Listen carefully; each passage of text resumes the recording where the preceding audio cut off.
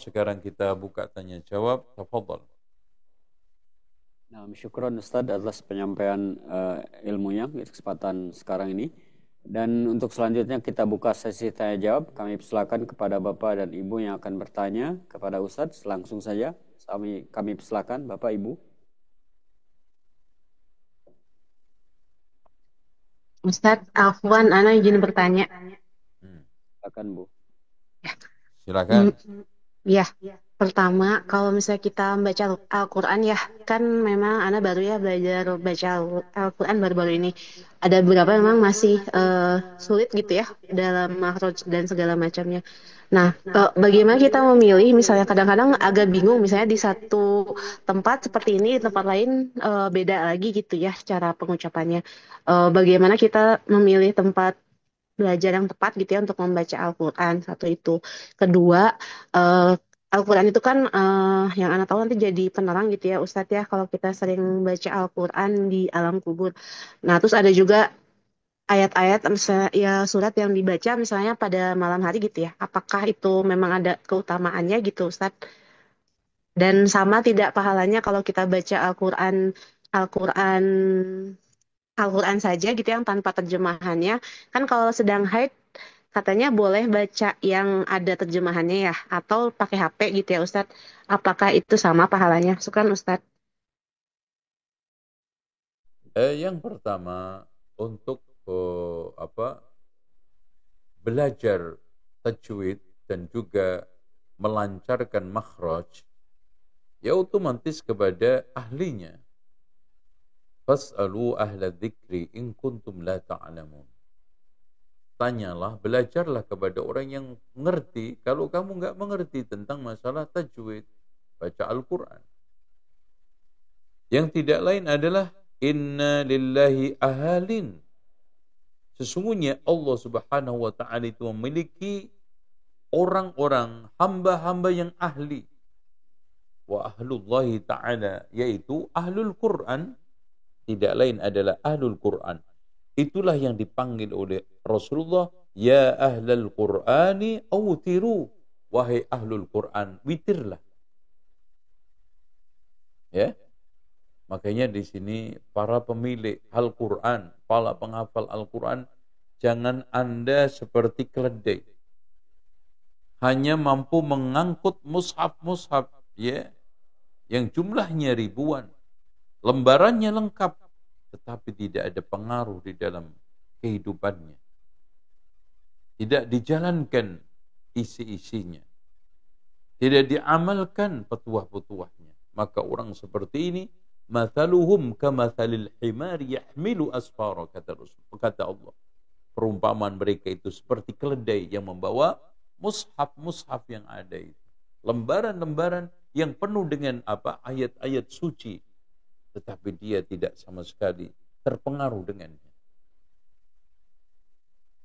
Jadi kembali lagi, siapa yang ingin belajar kepada orang yang memang betul-betul paham, pandai, ya. Jadi menguasai tajwid, menguasai makhraj, yaitu ya. Tentang masalah sanad itu harus atau tidak, itu hanya keutamaan, ya. Yang penting, dan saya anjurkan seorang perempuan belajar kepada perempuan. Dan sekarang alhamdulillah banyak kaum hawa yang sekarang menguasai tajwid dan makhraj. Kenapa? Karena ketika kita belajar tajwid itu mempraktekkan.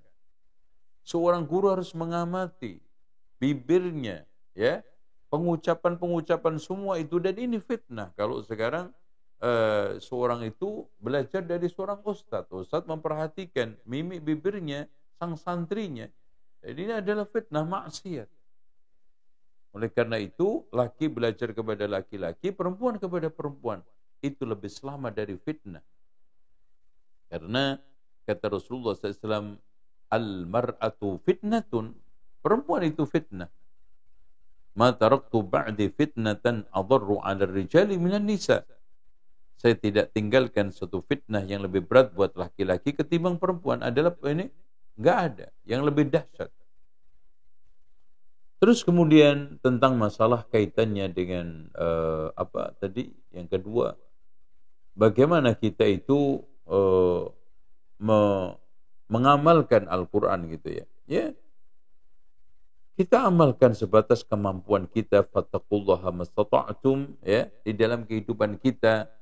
Bertakwalah kepada Allah di dalam menjalankan isi Al-Quran, di dalam menjalankan petua-petua Al-Quran sebatas kemampuan kamu. Begitu insya Allah. Ada lagi yang lain? Al-Quran menggunakan. Kalau pahalanya tadi Ustadz sama nggak kalau baca pakai HP, kalau lagi head gitu ya?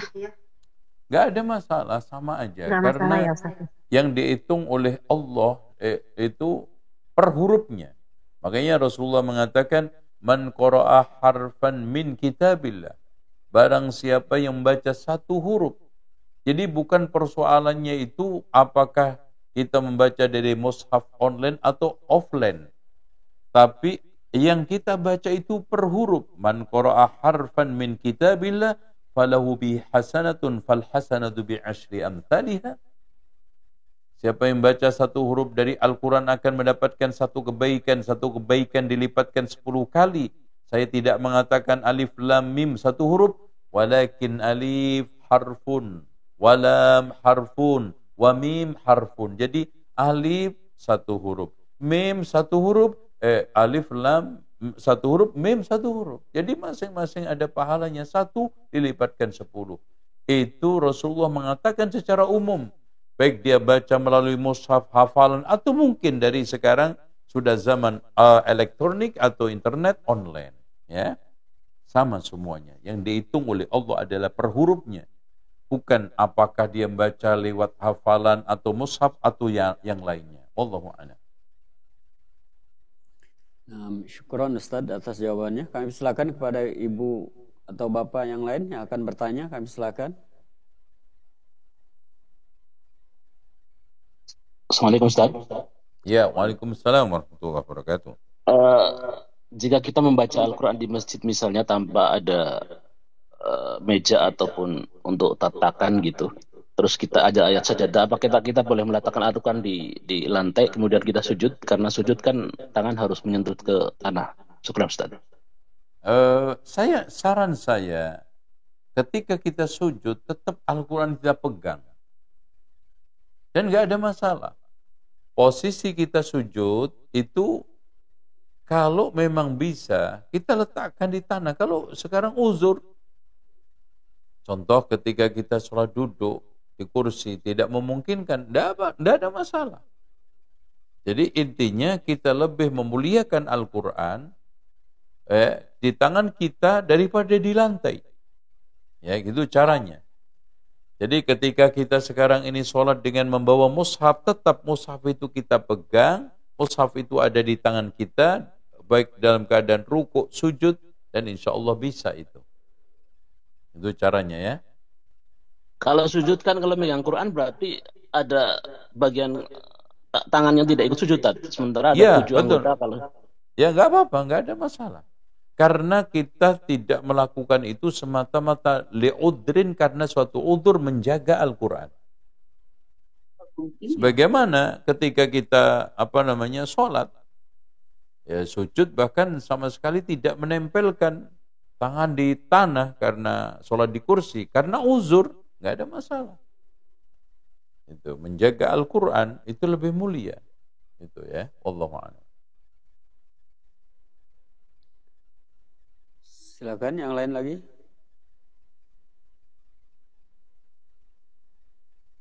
Ibu-ibu, bapak-bapak, silakan.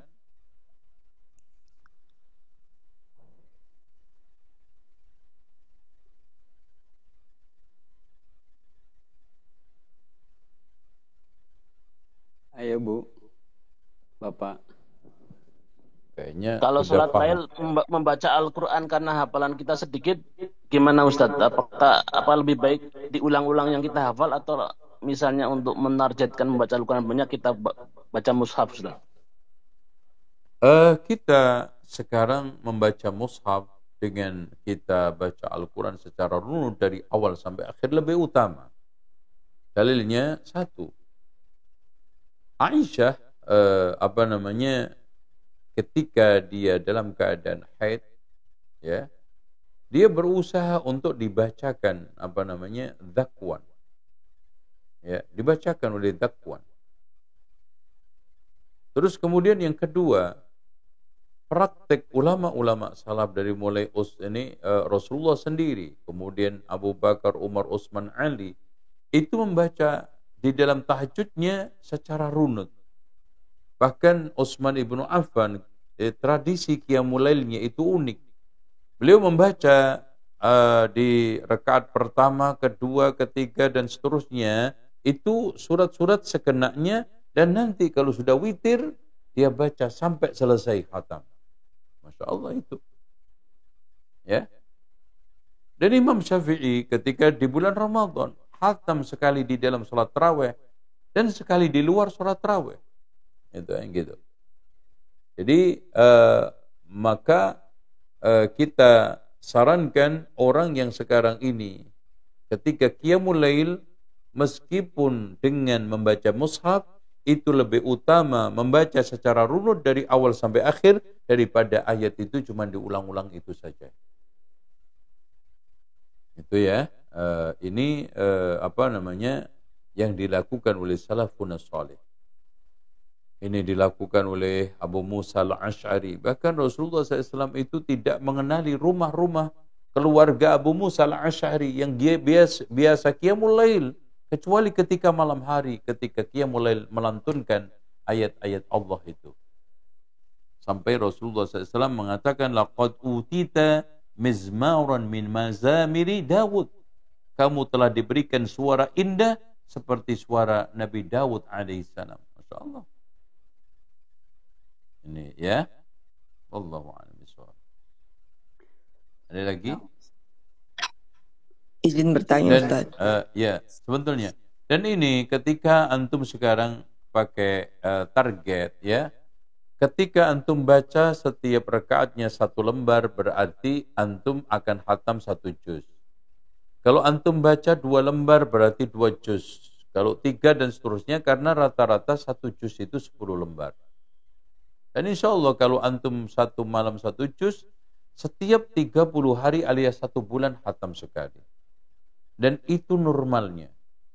Bahkan kata Abu Hanifah, seorang itu dianjurkan paling baik khatam 3 hari sekali. Seperti saran Rasulullah, ma yafqah man yaqra'ul Qur'an aqal min 3. Tetapi sedangnya itu 30-40 hari, dan jangan sampai tidak khatam 2 kali di dalam 1 tahun.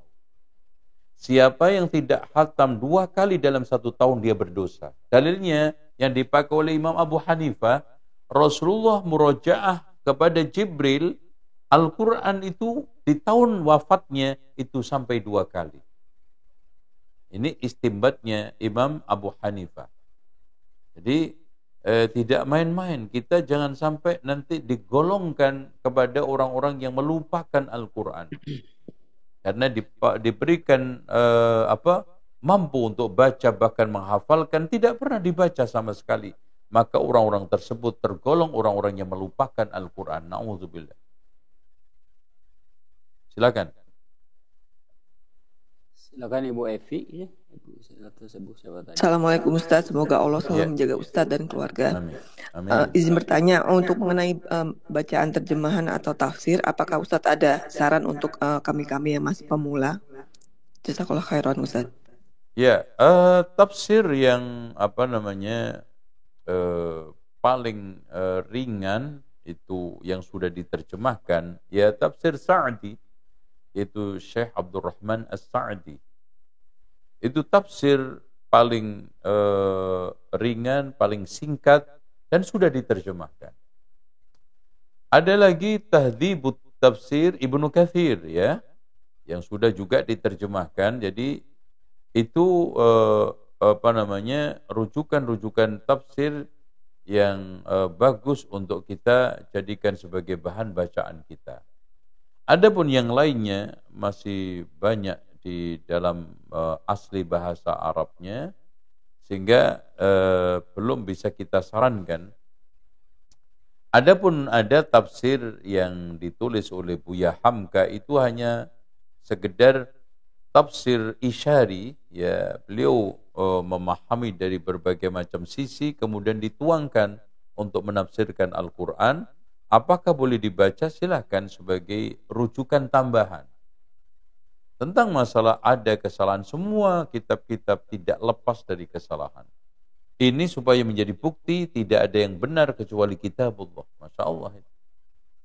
Jadi semua tulisan manusia itu mengandung kesalahan. Supaya menjadi dalil bahwa yang benar itu hanya kitabullah. Itu ya Bu ya. Yang lain. Silakan Bu, Bapak. Kalau enggak Izin bertanya, secara Ustaz. langsung dengan ditulis, silakan. Izin bertanya, Ustaz. Ya. Silakan. Seandainya nih ada seseorang yang baca Al-Quran tapi enggan untuk belajar tajwid, itu gimana ya Ustaz ya? Ya kalau orang sekarang ingin membaca Al-Quran tidak belajar tajwid, maka dia tidak akan bisa membaca dengan benar. Dan kalau dia tidak membaca dengan benar, maka tidak mendapatkan keutamaannya. Makanya yatluna kitabullah haqqa tilawati. Haqqa tilawati itu membaca dengan tajwidnya dan makhrajnya secara benar. Ya. Jadi man qara'a harfan, kan? Siapa yang membaca satu huruf, betul-betul membaca. Kalau dia tidak bisa memakhrajkan secara benar, berarti dia tidak membaca huruf itu. Karena Rasulullah mengatakan, man qara'a harfan min kitabillah warattilil Qur'ana tartila, maksudnya adalah kita baca sesuai dengan makhrajnya, tajwidnya, ya, aturan mainnya. Ada yang ngeyel, mungkin Rasulullah dulu kan nggak belajar ilmu tajwid. Rasulullah juga nggak belajar ilmu nahwu shorob. Tajwid, nahwu shorob ini ilmu yang datang secara disiplin ilmu belakangan, tapi hakikat ilmu itu sudah ada sejak bahasa Arab itu ada. Karena Rasulullah SAW sangat fasih di dalam mengucapkan huruf-huruf Arab, kata-kata Arab, kosakata Arab. Sangat fasih di dalam membaca Al-Quran, sangat fasih membaca berbahasa Arab, maka tidak butuh nahwu shorob dan juga tajwid.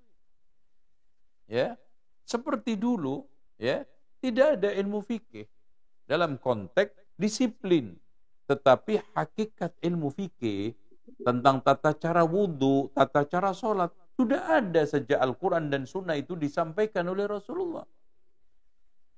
Jadi kita sekarang bicara masalah apakah ada ilmu tajwid di zaman Rasulullah. Kalau pertanyaan itu dari sisi disiplin ilmu memang nggak ada. Tapi apakah ada hakikat tajwid pada zaman Rasulullah? Ada. Rasulullah itu membacanya huruf ha, bod, itu bahkan orang yang paling fasih mengucapkan bod, berarti Rasulullah mengajarkan kepada kita makhraj yang benar, mengucapkan bod dan huruf-huruf yang lainnya. Ya, warattilil Qur'ana haqqa tilawati, semuanya memerintahkan kepada kita untuk membaca Al-Quran dengan benar. Ya. Oleh karena itu saya sarankan orang-orang yang ingin membaca Al-Quran supaya mendapatkan pahala, keutamaan, harus belajar tajwidnya. Ya, wallahu a'lam bishawab. Nah, kalau orang contoh malah bahaya Bu, kalau orang nanti nggak belajar tajwid ha dibaca kha, jadi berubah maknanya. Ya contoh aja alhamdulillahirabbil alamin, akhirnya apa? Salah maknanya. Itu kan gitu. Karena bahasa Arab itu berubah, ha menjadi kha, kha menjadi ha, itu berubah maknanya. Dzal menjadi dal, dal menjadi dzal, berubah maknanya. Shin dibaca sin, sin dibaca sod, berubah maknanya. Itu, ya. Wallahu a'lam. Ya. Ada lagi? Oh, ada. Ya, ada dari obrolan Ustadz Afwan tadi terlambat bergabung. Bagaimana tata cara membaca Al-Quran bagi wanita yang sedang haid? Apakah boleh memegang mushaf? Jazakallah khair. Saya sarankan wanita yang sedang haid untuk tidak memegang mushaf karena dilarang berdasarkan hadis Rasulullah, la yamassul Qur'ana illa tahirun. Tidak boleh menyentuh Al-Quran kecuali suci dari hadas besar, junub, haid, nifas. Oleh karena itu, alhamdulillah Allah mudahkan sekarang wanita yang sedang haid nifas membaca lewat apa? Aplikasi. Ya, aplikasi. Karena ini Al-Quran yang ada di aplikasi bukan mushaf dalam konteks hakiki. Jadi mirip seperti Al-Quran yang kita hafal di dalam hati kita. Ya, kita butuhkan keluar, kita tidak butuhkan tidak. Ini juga begitu. Kita butuhkan nongol, nggak butuh hilang. Maksudnya tersembunyi. Itu sama dengan hafalan Al-Quran di dalam hati kita. Kita butuhkan dia akan tampak, tidak butuh maka tidak tampak. Ini sama ya. Wallahu a'lam bishawab. Ya, silakan lagi Ibu, Bapak. Assalamualaikum. Assalamualaikum warahmatullahi wabarakatuh. Silakan Bu. Saya izin bertanya, mungkin kembali lagi ke yang tadi sholat dengan membawa mushaf. Itu kan misalnya kita rakaat 1 kita baca Al-Qur'annya terbuka gitu kan, jadi ada 2 halaman. Kemudian ruku dan sujud. Kemudian kita bangkit lagi rakaat setelahnya. Terus kan kita akan membalik Quran lagi. Itu caranya gimana ya Ustaz supaya tidak membatalkan? Karena kan nggak boleh banyak bergerak. Gimana? Pertanyaannya, Mbak? Bagaimana cara membalik Al-Quran ketika sholat agar gerakan itu tidak membatalkan sholat kita, kan nggak boleh lebih dari tiga kali gerakan, nanti sholatnya batal gitu. Baik, gini Bu ya. Tolong dicamkan Bapak Ibu sekalian, gerakan di dalam sholat itu ada 3. Gerakan yang terkait dengan sholat rukuk sujud otomatis no problem itu. Bahkan wajib sesuai dengan wajibnya, sunnah sesuai dengan sunnahnya. Artinya yang wajib hukumnya wajib, gerakan yang sunnah hukumnya sunnah. Nah yang kedua ibu-ibu, gerakan yang tidak ada kaitannya dengan sholat, tapi ada kaitannya dengan maslahat sholat. Maka ini tidak ada masalah. Ya, yang paling penting gerakan itu tidak terlalu parah sehingga menghilangkan kondisi kita berada di dalam sholat. Lompat-lompat itu kan nggak mungkin. Kita geser, maju ke depan, ya buka mushaf, itu semua untuk maslahat, nggak ada masalah. Nah gerakan yang ketiga adalah gerakan yang tidak ada kaitannya dengan sholat. Inilah yang dimaksudkan oleh para ulama. Itu pun ya, maaf ini hanya ijtihad ulama bahwa 3 kali gerakan. Intinya mau 2 kali, mau 10 kali, mau 5 kali. Yang paling penting gerakan tersebut tidak fahish, tidak terlihat mencolok sehingga gerakan tersebut menghilangkan orang itu di dalam suasana sholat, maka gerakan tersebut dibolehkan. Ya. Gerakan yang dilarang itu melihat ke atas. Gerakan yang ini haram ya. Gerakan kita noleh ini makruh ya. Yang paling penting dada kita tidak berpaling dari kiblat. Itu aja. Nah, syukran Ustaz. Ya, apa? Silakan yang lain.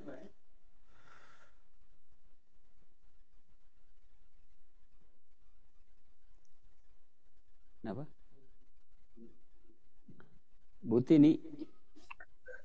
Nah, Silakan Bu. Ustadz, semoga Ya. Allah berkahi Pak Ustadz dan keluarga. Izin Amin. bertanya Ustadz, terkait yang sholat malam. Kalau kita bersama suami, misalnya ketika mau tarawih yang akhirnya harus di rumah karena hujan atau ada yang sakit, apakah kita juga mendapat pahala yang kalau sholat itu mendapat pahala semalam penuh, Ustadz? Perlu diketahui bahwa sholat yang mendapatkan pahala semalam suntuk itu di masjid berjamaah bersama imam, karena Rasulullah menunjuk man qama ma'al imam. Itu ya. Berarti di sini ma'al imam fil masjid. Hatta ya ini yantahi kutiba qiyamu lailatin. Jadi siapa yang sholat bersama imam sampai selesai, ditulis sholat semalam suntuk. Artinya di sini sama dengan pahala, bukan berarti kita itu sholat semalam suntuk. Sama dengan pahalanya.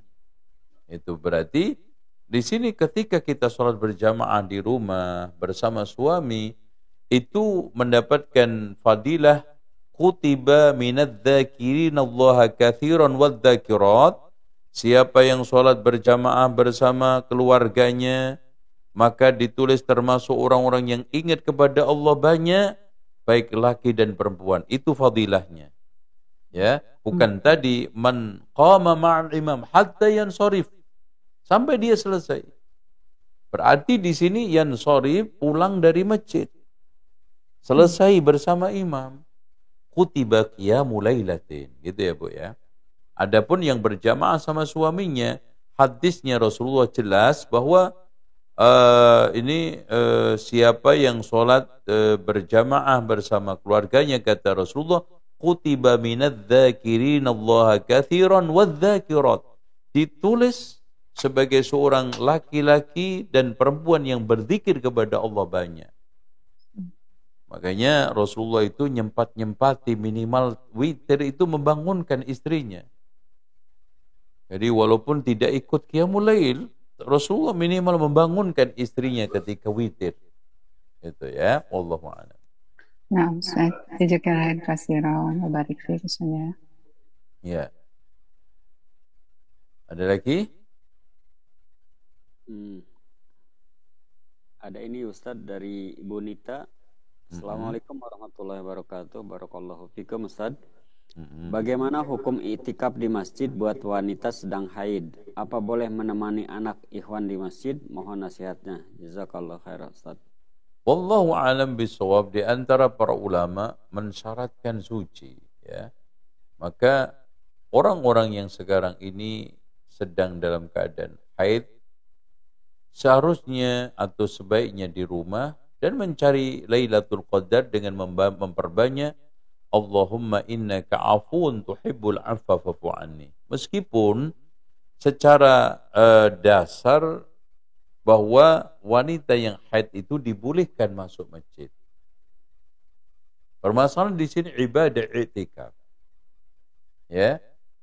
Oleh karena itu supaya juga aman nyaman masjid dari berbagai macam kekotoran, maka di rumah membaca Allahumma innaka afun tuhibbul afwa fa'fu anni, atau membaca Al-Quran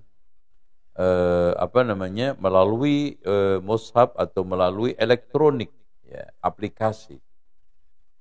Itu saja. Makanya kalau ada pertanyaan, apakah orang yang sedang haid bisa mendapatkan Lailatul Qadar? Bisa, dengan membaca Allahumma innaka afuun tuhibbul afwa fa'fu anni. Apakah orang yang mudik sedang menjalani mudiknya macet bisa mendapatkan Lailatul Qadar? Bisa. Allahumma innaka afuun tuhibbul afwa fa'fu anni. Pekerja di ladang dimanapun, termasuk yang ada di drilling minyak, dia membaca Allahumma innaka afuun tuhibbul afwa fa'fu anni, maka dia akan mendapatkan fadilah di antara sekian fadilah Lailatul Qadar yang tidak boleh disia-siakan oleh seorang muslim pun. Karena kata Rasulullah, "Faman hurima faqad hurima al-khaira kullaha." Ya kullah. Dari siapa yang kehalangan kebaikannya, maka telah terhalangi kebaikan semuanya. Ya, faman hurima khairuha faqad hurim. Jadi siapa yang sudah tidak bisa mendapatkan Lailatul Qadar, enggak tahu lagi kebaikan apa yang dia dapat. Ya. Kenapa? Karena mana mungkin kita itu mendapatkan kebaikan satu malam lebih baik daripada ibadah 1000 bulan, Masya Allah. Mana mungkin? kebaikan mana lagi yang kita akan bisa cari, ya, dengan berbagai macam cara dan dengan berbagai macam amal selain Lailatul Qadar? Enggak akan bisa. Makanya faman hurima khairuha, barang siapa yang terhalangi kebaikannya, faqad hurim, maka telah terhalangi dari berbagai macam kebaikan-kebaikan. Dan kita juga minta idku ini, mohon kepada Allah idkun minan nar. Mohon kepada Allah pengampunan, mohon kepada Allah rahmat, berdoa dalam keadaan haid kan boleh. Itu. Jadi seorang yang sedang dalam keadaan haid itu dianjurkan memperbanyak doa, istighfar, minta pengampunan, minta berbagai macam kemaslahatan dunia akhirat, doa-doa dari Al-Quran dan Sunnah, terutama membaca Allahumma innaka afuun tuhibbul afwa fa'fu anni. Saya kira itu mungkin cukup, Mas, ya. Ini sebelum ditutup ada permohonan minta doanya dari Ustadz dan juga para ibu-ibu dan bapak-bapak untuk mendoakan ibu dari saudara kita Bapak Iwan Abah, yang karena ibunya sekarang sedang dirawat di Rumah Sakit RSPAD Jakarta karena kankernya. Mohon doa dari Ustadz dan juga semuanya katanya. Baik, insyaallah. Allahumma shfiha shifaan ajila. Allahumma shfiha shifaan ajila. Allahumma rabban nas idza bil ba'sa ishfi anta syafi la shifa illa shifauka shifaan la yughadiru saqma. Ya, mudah-mudahan Allah berikan kesembuhan segera, kesembuhan cepat, dan Allah berikan kebaikan dari seluruh penyakitnya, kesucian dari dosa, dari kesabaran di dalam menghadapi penyakitnya. Ya.